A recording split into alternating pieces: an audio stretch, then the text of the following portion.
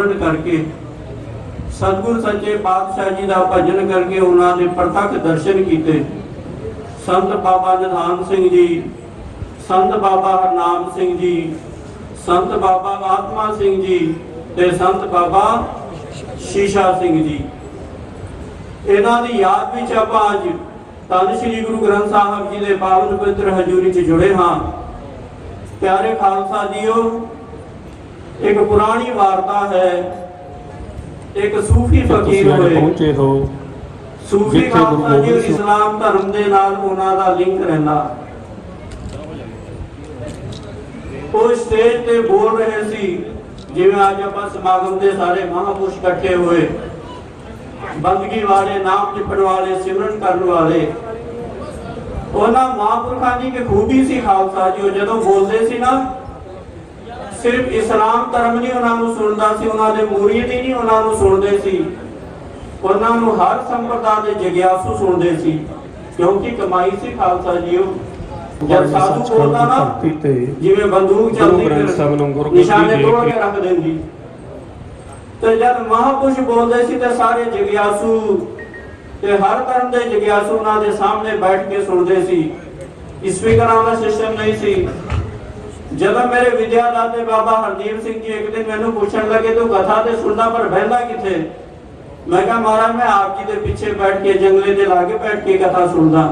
कहने लगे नहीं, जिस वेले गल सुननी तो सामने बैठ के सुननी, वक्ते दे अखा विच अखा पा के सुननी। ज्ञानी मान सिंह चौहर जी ने कहा ਉਹ ਮਹਾਂਪੁਰਖ ਜਦੋਂ बोलते सी ते सारे संप्रदाय के लोग सुनते सी। अज साडे पंथ में भी ਇਹੋ ਜਿਹੇ महापुरुष होए खालसा जीओ, जिन्होंने सारे संप्रदाय के लोग सुनते सी। किसी वेले मैं इस स्टेज तो बाबा ईश्वर सिंह जी की वार्ता आप जी ने सुनाई सी कलकत्ते वाली। खालसे बुजुर्ग मिले सी कलकत्ता दे, वो कहने लगे सिंह साहब जी जब महापुरुष आते सी ना बाबा ईश्वर सिंह जी, ते उस वेले हर संप्रदाय के मुखी आके सामने बैठ के उन्होंने कीर्तन, उन्होंने लैक्चर, उन्होंने कथा सुनते सी। ते पंथ विच इहो जिहे बड़े विद्वान हुए हैं। तो प्यारे खालसा जीओ, बाबा काला सिंह जी भी अमृत संचार बारे बोले तो मेरा ध्यान उस एक पासे चला गया सी। मैनू बाबा करतार सिंह खालसा भिड्रां वाले की याद आ गई जब अमृत संचार की गल की थी। चलो आप वो वार्ता रहन दी, महापुरखों की सूफी फकीर की वार्ता कहिए। वो सूफी फकीर बोलते बोलते क्योंकि जो वक्ता होता ना खालसा जी, वो सामने वाले को वेख के बोलता कि ये उत्तों की गल जा रही कि थल्ले की गल जा रही। पर जो सियाना टीचर होता ना आखिरी विद्यार्थी को देख के पढ़ाऊंगा कि ओदे भी समझ में आ जाए। सूफी फकीर बोलन लगे कि मुरीदो और जिग्यासु अल्लाह अल्लाह करया करो। यानी उन्होंने वार्ता है कि अपना मतलब वाहिगुरू वाहिगुरू करया करो। ओदे विच ना तुहाडे रिज़्क विच बरकत होवेगी, तुहाडे जिंदगी विच सुकून मिलेगा, तुहाडे मन नूं सुकून मिलेगा, तुहाडी हर इच्छा पूरी होवेगी। सतगुरु सच्चे पातशाह जी ने कहा सबे थोक प्राप्ते जे आवे एक हाथ, सब वडियाइयां हर नाम विच हर गुरमुख ध्याइए, जो मंगिए साई पाइए जे नाम चित लाइए। फिर सतगुरु सच्चे पातशाह जी ने एक थां ते कमाल कर दी थी, अचिंत कम करे प्रभ तिनके जिन हर का नाम प्यारा। सतगुरु सच्चे पातशाह जी नाम जपण वालियां दे ना इहो जे काम भी पूरे कर दिंदे ਜਿਹੜੇ ਉਹਨਾਂ ਨੂੰ चित चेते भी ना होवे। तो महापुरुष बोल रहे सी ते सामने जिग्यासु बैठा होया सी। श्रीमान संत बाबा निधान सिंह जी सोच रहे सी महापुरुष की बोल रहे बाबा हरनाम सिंह जी अल्लाह अल्लाह कहना वाहिगुरू वाहिगुरू कहना इन्ने कम हो जांदे।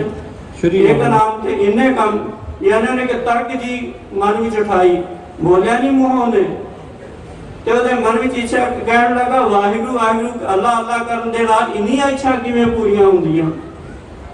अज खालसा जी असी भी यही थां खलोते हुए, सानू भी विश्वास नहीं है गुरु मंत्र मूल मंत्र ते, भावें जो मर्जी तुसी नाराज हो मेरे ते, साडे मन विच भी मूल मंत्र करदियां इच्छा हुंदी कि यार ये काम होएगा कि नहीं होएगा।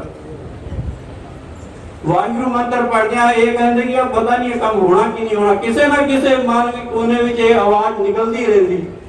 ਬਾਣੀ ਪੜ੍ਹਦਿਆਂ ਕਹਿੰਦੇ ਯਾਰ ਪਤਾ ਨਹੀਂ ਇੰਨਾ ਵੱਡਾ ਕਾਰਜ ਹੈ ਬਾਣੀ ਪੜ੍ਹਨ ਨਾਲ ਸਰ ਹੋਏਗਾ ਕਿ ਨਹੀਂ। ਸਾਡੇ ਕੋਲ ਵੀ ਆਉਂਦੇ ਨਾ ਬਹੁਤ ਸੰਗਤਾਂ ਮਿਲਣ ਆਉਂਦੀਆਂ ਰਾਤ ਨੂੰ, ਕਹਿੰਦੇ ਬਾਬਾ ਜੀ ਘਰ ਵੀ ਸ਼ਾਂਤੀ ਨਹੀਂ ਰਹਿੰਦੀ। ਮੈਂ ਕਹਿੰਦਾ ਬਾਣੀ ਪੜਿਆ ਕਰੋ। ਨਹੀਂ ਬਾਬਾ ਜੀ ਤੁਸੀਂ ਅਰਦਾਸ ਕਰ ਦਿਓ। ਕਈ ਆਂਦੇ ਜੀ ਹੁਣ ਤੇ ਬਹੁਤ ਸੰਗਤ ਬਾਹਰ ਜਾਣ ਦੀ ਤਿਆਰੀ ਕੀਤੀ, ਰਹਿਣਾ ਕੋਈ ਨਹੀਂ ਚਾਹੁੰਦਾ ਪੰਜਾਬ ਵਿੱਚ। ਉਹ ਕਹਿੰਦੇ ਬਾਬਾ ਜੀ ਬਾਹਰ ਦਾ ਵੀਜ਼ਾ ਲੱਗ ਜਾਵੇ। ਮੈਂ ਕਹਿੰਦਾ ਇੰਨੇ ਵੀ ਨਹੀਂ ਮੂਲ ਮੰਤਰ ਦੀ ਮਾਲਾ ਫੇਰਿਆ ਕਰੋ। ਉਹ ਕਹਿੰਦੇ ਨਹੀਂ ਬਾਬਾ ਜੀ ਤੁਸੀਂ ਅਰਦਾਸ ਕਰ ਦਿਓ। ਉਹ ਰੱਬ ਦੀ ਪ੍ਰਾਪਤੀ ਨਹੀਂ ਕਰ ਸਕਦੇ। ਇੱਕ ਜਣਾ ਮੈਨੂੰ ਕਹਿਣ ਲੱਗਾ ਬਾਬਾ ਜੀ ਕੋਈ ਤਵੀਤ ਨਹੀਂ ਦੇ ਦਿੰਦੇ ਤੁਸੀਂ। ਮੈਂ ਕਿਹਾ ਤੇਰਾ ਬੇੜਾ ਤਰ ਜਾਵੇ। ਛੱਡੋ, ਕਹਿੰਦੇ ਕੋਈ ਤਵੀਤ ਹੈ ਤੇ ਦੇ ਦਿਓ। ਕਹਿੰਦੇ ਮੈਂ ਨਾਲ ਰੱਖੂੰਗਾ ਤੇ ਵਿਚਾਰ ਵਿੱਚ ਬਹਿ ਕੇ ਚੱਲ ਜਾਵਾਂਗਾ। ਅੱਜ ਅਸੀਂ ਖਾਲਸਾ ਜੀ ਇੱਥੇ ਖਲੋ ਕੇ ਆ ਕੇ ਸਾਨੂੰ ਨਹੀਂ ਵਿਸ਼ਵਾਸ। ਹੁਣ ਨਾਸਤਿਕਤਾ ਹੀ ਹੋ ਗਈ ਨਾ ਇੱਕ ਤਰ੍ਹਾਂ ਦੀ। ਕਈਆਂ ਦੀ ਨਾਸਤਿਕਤਾ ਬਹੁਤ ਵੱਡੀ ਚੋਟ ਮਾਰ ਰਹੀ ਅੱਜ ਕੱਲ੍ਹ ਪੰਥ ਵਿੱਚ। ਇੱਕ ਬੀਬੀ ਆਈ ਸੀ, ਕਾਲਜ ਵਿੱਚ ਪੜ੍ਹਦੀ ਸੀ। ਉਹ ਕਹਿਣ ਲੱਗੀ ਬਾਬਾ ਜੀ ਮੈਂ ਅੰਮ੍ਰਿਤ ਛਕਣਾ। ਮੈਂ ਕਿਹਾ ਤੂੰ ਰੋਕਿਆ ਕਿਸ ਨੇ? ਮੈਂ ਕਿਹਾ ਜੇ ਚੰਗੀਆਂ ਗੱਲਾਂ ਨੂੰ ਪੁੱਛਣਾ ਨਹੀਂ ਚਾਹੀਦਾ। ਜੇ ਸਤਿਗੁਰਾਂ ਨੂੰ ਪੁੱਛੇ ਨਾ ਚੰਗੀ ਗੱਲ ਵਾਸਤੇ, ਮਹਾਰਾਜ ਕਹਿੰਦੇ ਨਹਿ ਬ੍ਰਹਮ ਧਰਮੰ, ਦੇਰੀ ਨਹੀਂ ਕਰਨੀ ਧਰਮ ਵਾਸਤੇ। ਮਨ ਬੜਾ ਬੇਈਮਾਨ ਹੈ, ਉਸੇ ਵੇਲੇ ਬਦਲ ਜਾਂਦਾ। ਮੈਂ ਕਿਹਾ ਤੂੰ ਅੰਮ੍ਰਿਤ ਛਕ ਲੈ। ਤੇ ਉਹਨੇ ਕਿਹਾ ਨਹੀਂ ਬਾਬਾ ਜੀ ਮੇਰਾ ਪਰਿਵਾਰ ਵੀ ਇੱਥੇ ਆਇਆ ਹੋਇਆ ਤੇ ਪਰਿਵਾਰ ਨੇ ਕਿਹਾ ਤੂੰ ਅੰਮ੍ਰਿਤ ਨਹੀਂ ਛਕਣਾ। ਰੱਬ ਦੀ ਯਾਦ ਵਿੱਚ ਜੁੜਦਾ ਤੇ ਉਹ ਕਿਸੇ ਮੈਂ ਕਿਹਾ ਤੂੰ ਪਰਿਵਾਰ ਨੂੰ ਨਹੀਂ ਵੇਖਦੀ, ਤੂੰ ਆਪਣਾ ਲੋਕ ਪ੍ਰਲੋਕ ਸਵਾਰ, ਤੂੰ ਆਪਣਾ ਨਾਮ ਜਪ, ਤੂੰ ਆਪਣੀ ਬੰਦਗੀ ਕਰ। ਉਹਨੂੰ ਥੋੜੀ ਹਲਾਸ਼ੀ ਨਹੀਂ ਹੋ ਰਹੀ। ਫਿਰ ਦੂਜੇ ਦਿਨ ਹੋਰ ਆ ਕੇ ਤੇ ਰੋਣ ਲੱਗ ਪਈ। कहने के बाबा जी कहने के घर वाले ने कह देता जे अमृत छकिया तू तेनू घर विच ही नहीं पैर रखन देना सी। तू साडे लिए मर गया सी, तेरे लिए मर गए। वो बेचारी ससोबंज च पै गई। सो खालसा जी आज आप इथों तक भी आ गए, क्योंकि झूठ का पसार है। खालसा जी झूठ का ही बोलबाला है। इस दे विच सच दे मार्ग ते चलना बड़ा औखा है। खालसा जी बड़ा मुश्किल है, बड़ा औखा है ते बड़ा ही महंगा सौदा हैगा। जेड़े जेड़े भी इस मार्ग ते चले सारियां तो पहले परिवार ने उन्हां दी रुकावट पैदा की थी। धन श्री गुरु ग्रंथ साहब जी इस गल दी गवाही देंदे, हमरे कुल कौने राम कहियो। कबीर दी माता ना बेचारी दुखी हो गई सी। कबीर ने दिन रात मार लगी फिरदे रहंदा, बस ओ साथ नूं बुला लेंदा, रोटियां बनाओ, जिवें इन्हां दी मां बैठी हुंदी परोठे बनाओ। मां भी बड़ी गुस्से च हुंदी। उन्हें सारियां आंटियां नूं इकट्ठियां कर लिया गुआंढण दी ते कहण लगे हमारे कुल कौने राम कहो। कहने तुहानूं पता साडे कुल किसी ने राम कहा। फिर उन्हें गुस्से च आके कहे जब करी मारदा नहीं निपुते। निपुते खालसे दा अर्थ, खालसा जी अर्थ हुंदा औंतरे दा। ते कबीर नूं भी नहीं छड्डिया ते आपां किहड़ी घास दी मूली हैगी। ते उन्हें क्या दो अर्थ महा विद्या दातिया ने पढ़ाए। पहले तो उन्हें गाला कटी रामानंद नूं, कहंदे ओदा बेड़ा तर जाए हरामी दा। कहण लगे औंतरे दा मेरे बेटे नूं जिहड़ी माला दे दित्ती ते मां ने किहड़े पासे लगे। परिवारी रीका सिंह पड़ जांदा पहले ते फिर परिवार तो बाद फिर संसार। संसार भी कहता है किहड़े पासे लग पिया तू नाम जपदा रहंदा काम करया कर। पता नहीं रास्ता किधर ते सतगुरां नूं पुछया महाराज संसार क्यों उलट रहंदा भगतां दे। महाराज ने कहा भगतां दे संसारिया जोड़ कदे ना आया, जोड़ नहीं आउंदा इन्हां दे विच, इस करके ये उल्टी रहंदे। तुसीं भी इस पासे लगोगे ना तो कोई ना कोई तुहानूं रोकेगा किहड़े पासे मुंह चुक के तुर पिया तू। ओ कमा कुछ कर। खालसा जी जिन्हां ने इस भगती विच लगना होवे वो किसी की परवाह ना करे। एक नदी का उदाहरण है। खालसा जी उस वेले नदी चलती ना, जदों समुद्र नूं मिलदी नदी ते रस्ते विच बड़ियां रुकावटां हुंदियां ने। वड्डे वड्डे पहाड़, वड्डे वड्डे चट्टान, वड्डे वड्डे खाइयां खड्ड, पर जिहड़ी नदी है ना वो चलती रहंदी। जिथे रुकावट आउंदा उत्थे सगों तेज हो जांदी। इस करके जिथे भी रुकावटां पैण खालसा जीओ भजन नहीं छड्डना, बंदगी नहीं छड्डनी। रुकावट का मुकाबला निमरता नाल करना। घर विच कलेश भी नहीं पाउणा, डंडा सोटा नहीं खड़काउंदे रहना, भांडे नहीं वजाउंदे रहने। उन्हां दा मुकाबला निमरता नाल करना, हाथ जोड़ के करना ते अपनी भगती चालू रखनी। भगत प्रहलाद होया खालसा जीओ जिसने भगती की उन्हों का इतिहास तुहानू सारिਆਂ ਨੂੰ पता। भगती करता सी, रब नूं मनदा सी, पर हरनाकश करता सी ये रब नूं ना मने, मेरे कदम ते चले, मेरे कदम चहन ते चले, ये मैनू मने। पर प्रहलाद कहा नहीं, मैं रब नूं मनना। जेड़े मनमुख होंदे ना अपनी ईन मनाउंदे, पर जेड़े गुरमुख होंदे हैं वो परवाह नहीं करते, क्योंकि वो नाम जपते, भजन करते, बंदगी करते खालसा जी। उन्होंने एक भरोसा होंदा धन श्री गुरु गोबिंद सिंह साहब महाराज जी ते, ते वो उन्होंने परवाह नहीं करते। जेड़ी दुनिया ना खालसा जी वो बड़ी अकलमंद है, बड़ी होशियार है, वो अपने आप को दुरुस्त समझ के चलती। अगर एक पास पति लग जावे परमार्थ वाल ते पत्नी रोकदी, कईयां दी पत्नी लग जाती ते पति रोकदा, कईयां दी मां लगदी ते बेटे रोकदे, कईयां दे बेटे लग जाते ते मां रोकदी।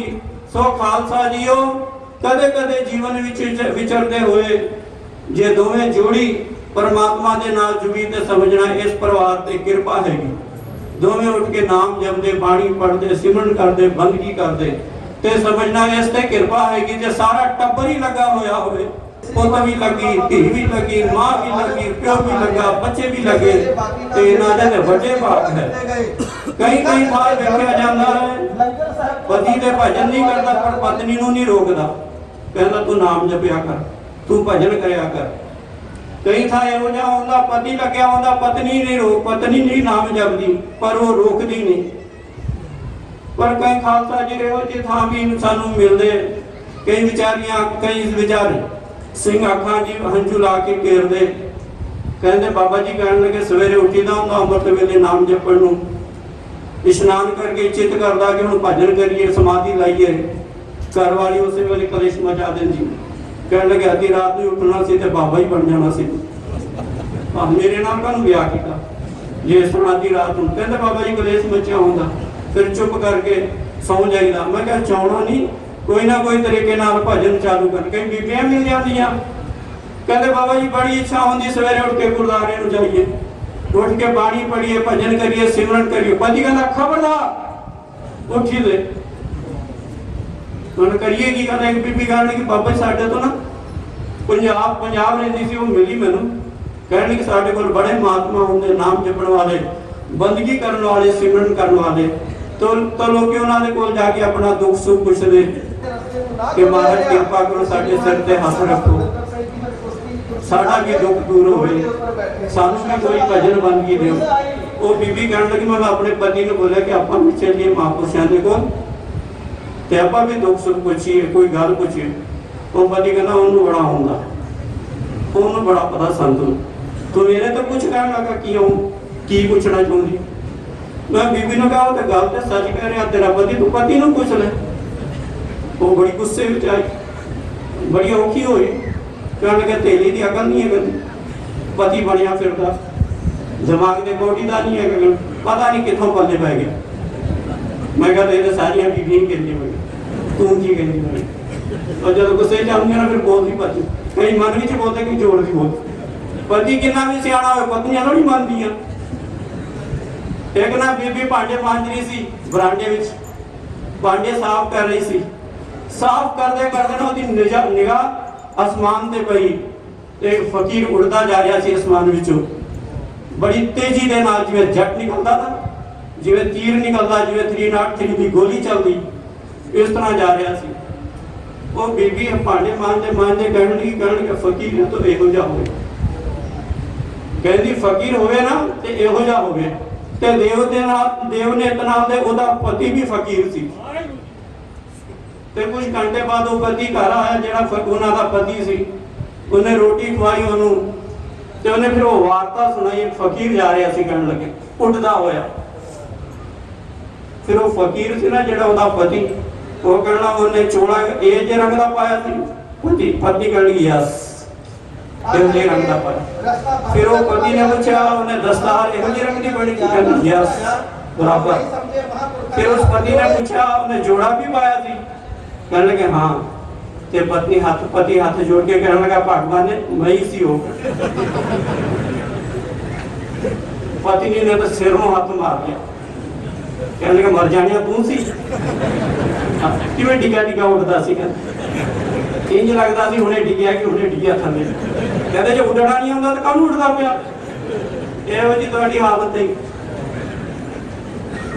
ਕਈ ਖਾਲਸਾ ਜੀ ਉਹ ਇਹੋ ਜਿਹੇ ਪਰਿਵਾਰ ਮਿਲਦੇ ਨਿਯਮ ਨਹੀਂ ਛੱਡਦੇ। ਪੰਜਾਬ ਦੇ ਪਰਿਵਾਰ ਹੈ ਖਾਲਸਾ ਜੀ ਉਸੇ ਅੰਮ੍ਰਿਤਸਰ ਸਾਹਿਬ ਉਹ ਬੀਬੀ ਦਾ ਨਿਯਮ ਹੈ 5 ਪਾਠ ਰੋਜ਼ ਸੁਖਮਨੀ ਸਾਹਿਬ ਦੇ ਕਰਨੇ।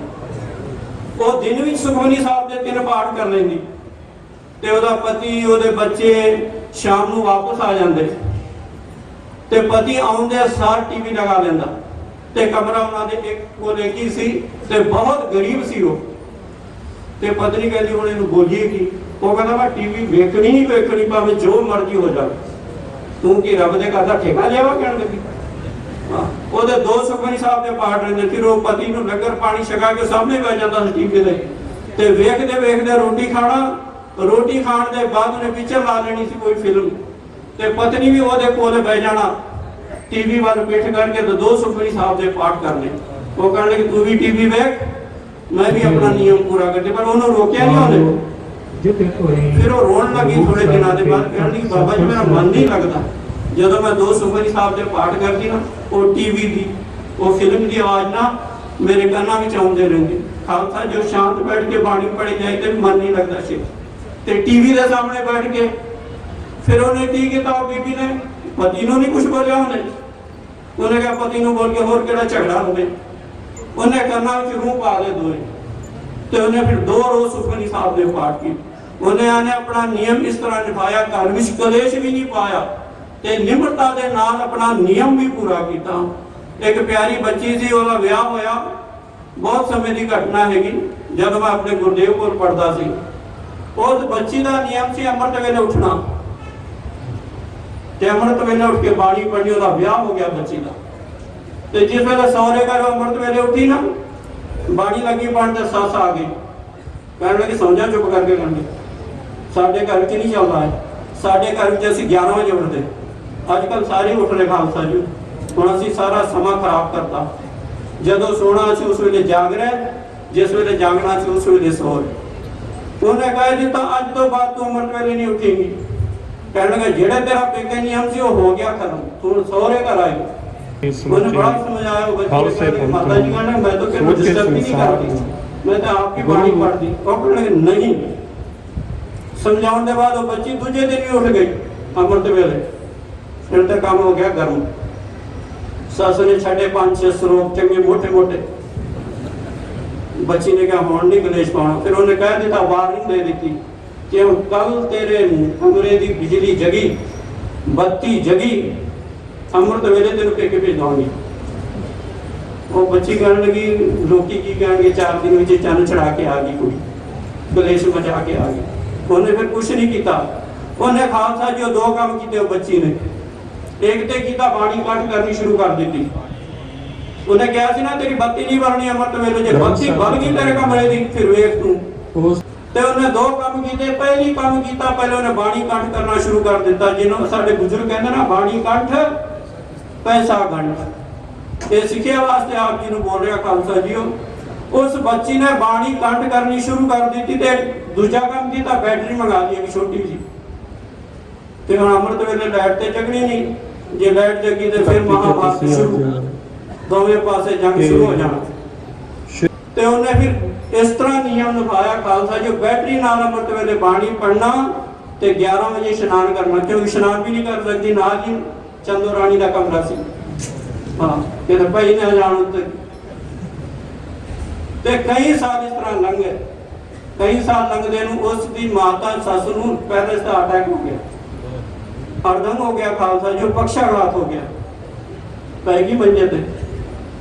पर उस बिचारी बच्ची ने ना कमर कसा कसिया फिर मोह की सेवा की थी डट के ओदा गंद ओदा मल मूत्र हत्थां नाल साफ करना जिहड़ा मंजे ते पै गया ते वही काम करना ते बाणी बहुत पढ़ती सी। बाणी बड़ी कंठ की थी। वो कहंदी मेरे सस ने मेरे नाल चंगा कीता क्योंकि जिहड़े होशियार लोग होंदे ना दाने वो शराब को भी वरदान बना लेंगे और जहर को भी अमृत बना लेंगे। ये रस्ते च रोड़ा पे ना उन्होंने सीढ़ी बना लेंगे। उन्हें इस बहाने नाल बहुत बाणी कंठ कर लियो बच्ची ने ते बाणी पढ़दे रहंदी सी ते ओदी सेवा करदे रहंदी सी। एक दिन ना गमला टुट गया कच दा सी सेवा करदे करदे ना हाथ लग गया। वो असीं भी दास नूं जदों मिलदे ना संगतां नूं ਜਿਹੜਾ ਸਾਹਮਣੇ ਟੇਬਲ ਹੁੰਦਾ ਉਹਦੇ ਤੇ ਕੱਚ ਰੱਖਿਆ ਹੁੰਦਾ ਇੱਕ, ਉਹ ਟੁੱਟ ਗਿਆ ਕਿਤੇ। ਮੈਂ ਇਹਨਾਂ ਨੂੰ ਪੁੱਛਿਆ ਕਿੰਨੇ ਤੋੜੇ? ਉਹ ਕਹਿੰਦੇ ਸਾਨੂੰ ਕੀ ਪਤਾ, ਜਿਹਨੇ ਤੋੜਿਆ ਉਹਨੂੰ ਪੁੱਛੋ। ਤੇ 2 ਦਿਨਾਂ ਦੇ ਬਾਅਦ ਪਤਾ ਲੱਗਿਆ ਕਿੰਨੇ ਤੋੜਿਆ। ਉਹ 300 ਸਾਲ ਸਾਡੇ ਕੋਲ ਰਹਿੰਦਾ।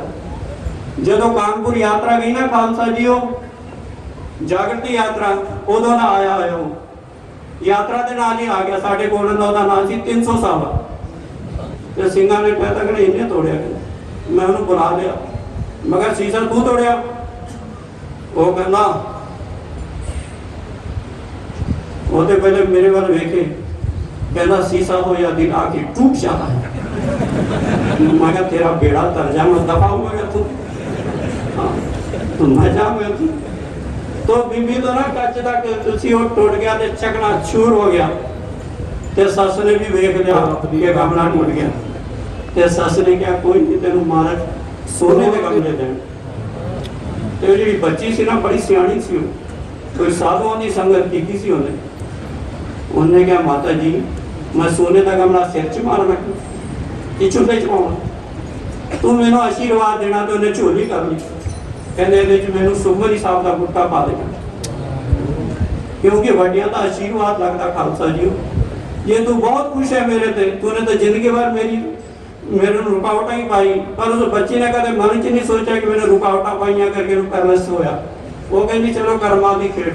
उस बच्ची ने झोली अड़ के कहा माता जी जे तुसी खुश हो ना ते मेरे झोली च सुखमनी साहब का गुटका पा दे, मैं सोने के गमले की गल नहीं। तो अपने मन की ते ओदी सास फिर वेर गई। ਤਾਂ ਉਹ ਕਹਿੰਦੇ ਮੈਂ ਨਹੀਂ ਪਾਉਣਾ। ਜੁੜਦਾ ਤੇ ਉਹ ਕਿਸੇ ਇਹ ਬੁਲੇ ਵਿੱਚ ਹੁੰਦੀਆਂ ਸੱਸਾਂ ਇੱਥੇ ਬੈਠੀਆਂ ਹੋਣਗੀਆਂ, ਪਰ ਥੱਲੇ ਉਤਰੇ ਬਾਅਦ ਮੈਨੂੰ ਫੜ ਲੈਣਾ ਨਾ। ਤੇ ਹੁਣ ਤੇ ਬਾਬਾ ਕਰਵਾ ਹੈਗਾ, ਉੱਥੇ ਤੇ ਸੰਤਾਂ ਨਾਲ ਸੀ, ਸੰਤ ਬਚਾ ਵੀ ਲੈਂਦੇ ਸੀ। ਇਹ ਕੋਈ ਨਹੀਂ ਬਾਬੇ ਬਲਵਿੰਦਰ ਮੇਰੇ ਨਾਲ ਹੀ ਰਹਿੰਦੇ। ਉਹਨੇ ਗਿਆਨੀ ਨਹੀਂ ਕਹਿਣਾ 10-10 ਹਜ਼ਾਰ ਦਾ ਬਲ ਹੁੰਦਾ ਕਿ ਸੰਤਾਂ ਦੀ, ਤੇ ਇੱਕ ਹੀ ਸੰਤ ਬੜਾ ਕਾਫੀ ਆਪਣੇ ਨਾਲ। ਉਹ ਵੇਰ ਗਈ ਸੱਸ कहने मैं नहीं देना। तो बच्ची हंस के कहने क्या करना, तो मैं भी देख सेवा नहीं करनी। फिर उन्होंने क्या मेरे हाथ में तुला, फिर बच्ची ने हाथ सुचे कराए होते, फिर उन्हें चोली च गुटका पाया। तो कहने लगे तेरे सेवक की ओढ़ निभ जी प्रीत, चलती हो साहब सेवक चलतो साहब जीव तरह। फिर कहने लगे तेन ओढ़ तक बाजा वाला याद रख, तेरा बाजा वाला बाह ना छे, ओह जी अवशीष निकली। तो आओ खालसा जी आप कहानी पूरी कर दी। वो जरा बैठा सी ना कहना अल्लाह अल्लाह करना की होता है, एवं साधु का दिमाग खराब कुछ भी बोलते दृष्टि। दो रास्ते ने वो साधु सी ना खालसा जी कदों भी साधु के मजलिस जाना ना, फिर दिल को काबू रख के जाना, क्योंकि दिलों के जासूस होते साधु। वो पकड़ लेंगे की बोलता, जदों बोल रहा था ना उन्होंने पता लग गया कि यानी खंडन कर रहा था, पर वो मन भी ही कर रहा सी। उन्होंने फिर क्या चल दसीए, फिर उन्होंने परी मजलिस कहने लगा गधे तेनू की पता, कहने लगे अल्लाह के नाम कितनी बरकत है। उन्होंने गला बोलता, वो सारी संगत बैठी हुई सी, उन्हें भी चढ़ गया गुस्सा, कहने लगा मैं कि नामी ग्रामी बंदा, कहने लगा साधु मैंने गला बोल कर चखाना भी इनू मजा। उन्हें फिर वेख्या मुरीद बहुत बैठे हुए थे, उन्हें कहने लगा उठना ठीक नहीं। और साड़ी फितरत है माड़े बंदे से सानू गुस्सा आऊंगा, जरा तगड़ा हुआ ना फिर असं पूछ लाने लग पे। कोई मारे ना वो हिसाब से दर्द मुंह ते छप्पे जाके फिर बात कर के छप्पे इवें फिर मांजते चंगी तरह। असि माड़ियां ते गुस्सा करते खालसा जी। ओने कहा ना, फिर उन्हें क्या मारना संत नूं बोलना ठीक नहीं है। फिर वो बह गया चुप करके, उन्होंने आ गया गुस्सा खालसा जी। तेन गुस्सा कर लिया कंट्रोल, तो गुस्सा पी लिया अपना, पर वो कंट्रोल नहीं होया गुस्सा, उसका चेहरा लाल हो गया, अखा विचों खून आ गया ਉਹਦੇ, ਤੇ ਉਹਦੇ ਸਾਰੇ शरीर ਤੇ पसीना पसीना हो गया, सारा वजूद ਉਹਦਾ कंबन लगा। ਤੇ साधु कहने लगे तू तो यार चंगा भला बैठे, तू तेरी कैफियत क्यों बदल गई? कहने लगे तेरा चेहरा लाल हो गया, कहने लगे पक्षे चल रहे, ये सब कुछ चल रहा, तेरे अखा में खून उतर आया, कहने लगे तेरा वजूद कंब रहा। वो कहने लगे हजूर तुसी भी मेरे नाल जाति की थी ना? कहने लगे वो कहने लगे उन्होंने फरमाया मैं की कीता? ਉਹ ਕਹਿੰਦੇ ਸਾਰਿਆਂ ਦੇ ਨਾਮ ਸਾਰਿਆਂ ਦੇ ਸਾਹਮਣੇ ਮੈਨੂੰ ਗਧਾ ਬੋਲਦਾ ਤੁਸੀਂ ਤੇ ਮੈਨੂੰ ਗੁੱਸਾ ਨਹੀਂ ਤਾਂ ਹੋਰ ਕੀ ਆਵੇਗਾ ਮੇਰੇ ਅੱਖਾਂ ਲਾਲ ਨਹੀਂ ਹੋਣਗੇ ਤੇ ਕੀ ਹੋਵੇਗੀ मेरा पसीना निकलेगा तो नहीं और की होएगा अगर मैं मौजूद कांपे तो की क्यों नहीं कांपेगा और कहने लगे नामाकुल नालायक कहने लगे थोड़ी देर पहले सोच रहा सी अल्लाह अल्लाह बोलन नाल क्या होगा गधा बोलन नाल कितनी अच्छी जाऊंगी देख ते अल्लाह बोलन नाल की नहीं होएगा कहने लगे पहले थोड़ी देर पहले तो कहने लगे अल्लाह बोलन नाल की होंदा कहता सी ना ते गधा बोलन नाल की हो गया तेनू वेख ते अल्लाह बोलन नाल की नहीं होएगा सो खालसा जी हो ना वाहिगुरू सिमरन करना सारे कथा समझ आ गई कि नहीं है नहीं आई ना तो एक काम करना लंगर पानी छक के ना चौरस्ते ते खड़े हो जाना कोई तगड़ा जा मुंडा देख के ना हटा कटा उन्होंने रोक लेना उन्होंने कहना कपड़े बड़े सोहने पाए कड़ी भी सोहनी बनी मोबाइल भी सोहना है पर है तो खोता फिर जो भी होंदा ना भाई राम सिंह का नंबर तुहाडे कोल सानू दसना शाम तक की होया बाबा बलिंदर सिंह कोल भी नंबर है खालसा जो शब्दां का इन्ना असर हुंदा छोटे छोटे शब्दां ते वाहिगुरू का कितना असर होएगा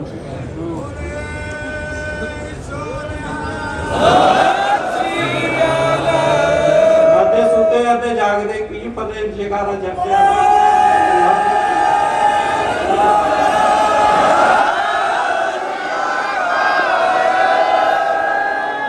पता लग गया बाबे निधान सिंह की बरसी आप मना रहे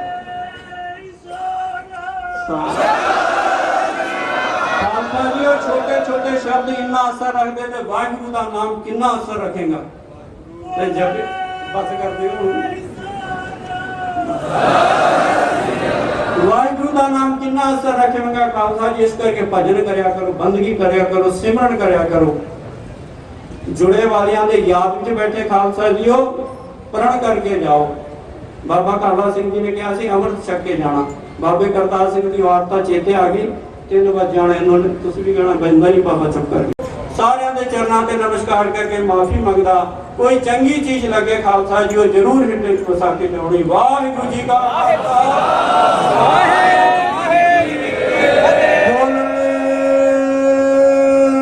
सोल